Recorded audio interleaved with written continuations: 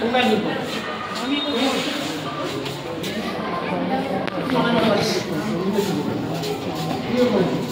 তোমরা নতুন কি হয়েছো? ধরে ছাড়বে না, আলতো করে ছেড়ে দাও। ওদিকে দেখবে তো, দেখতে পারবো না কি করে দেখা যাচ্ছে।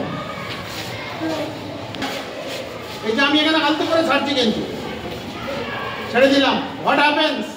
পর্যবেক্ষণ করো, অবজার্ভ ইট। কি দেখতে পাচ্ছ? বলো। জলটা পড়ছে, জলটা পড়ছে আর পুরো টিউবটা কি করছে? ভিতরে যাচ্ছে, ভেতরে ঢুকছে। আচ্ছা টিউবটা কি আর ভেতরে ঢুকছে? না আর ঢুকছে না না, দাঁড়িয়ে গেছে। কেন দাঁড়িয়ে গেল? প্রশ্ন হলো কেন দাঁড়িয়ে গেল? ঢুকছিল তো এখান থেকে। কে বলেছিল যে ভেতরে ঢুকছে? এমনি কারণ জলটা বাড়ে কারণ আছে। কেন এখান থেকে ভেতরে ঢুকলো? ঢুকলো কতগুলো জল পড়ে গেল, তারপর যে ও দাঁড়িয়ে আছে আর ঢুকছে না। কে না করে দিয়েছে ঢুকতে? জলটা ভাবার কথা আমার না, ইউরোপ ভাবে। আমরা মূর্তি করে হোক না মূর্তি করে হোক, ওইখানে সমস্ত টাইম এনার্জি মানে ওখানে যায়। এই প্রশ্নের পেছনে আমরা ছুটি নিই। ইউরোপ ছুটেছে, ইউরোপ থেকে বাল্ব এসেছে, ইউরোপ থেকে ইঞ্জিন এসেছে, তাই নিয়ে আমরা পদ্মারি করি।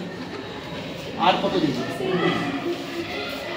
ওরা যদি পারে, ইউরোপ যদি পারে, জাপান যদি পারে, চায়না যদি পারে, আমরা কেন পারবো? এই বোধ ভেতরে চাঙ্গা করো। দেশের মর্যাদা বাড়াতে গেলে নিজেদেরকে ক্রিয়েটিভ হতে হবে। নতুন নতুন আবিষ্কার। আমরা করোনাকে রুখে দিতে পেরেছি, আমরা মহাকাশে দিতে পেরেছি।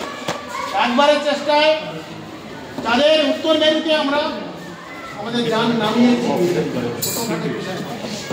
আমি ভীষণভাবে বলি, হাত উঁচু করে সারা বিশ্বকে জানাও, উই ক্যান ডু ইট। আমরা করে দেখাতে পারি।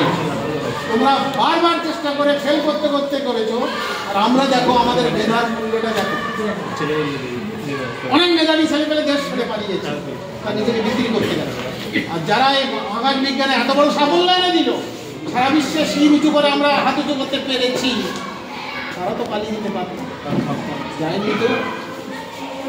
এখান থেকে বেশি এই দেশের মাস্টারমশাই কম বেতন পেয়ে, গবেষণাগারে কম অনুদান পেয়ে তারা যে আমাদের বড় করে তুলছেন, আমাদের মেধার মান আন্তর্জাতিক মানে তুলছেন। আমরা দুধ ছাই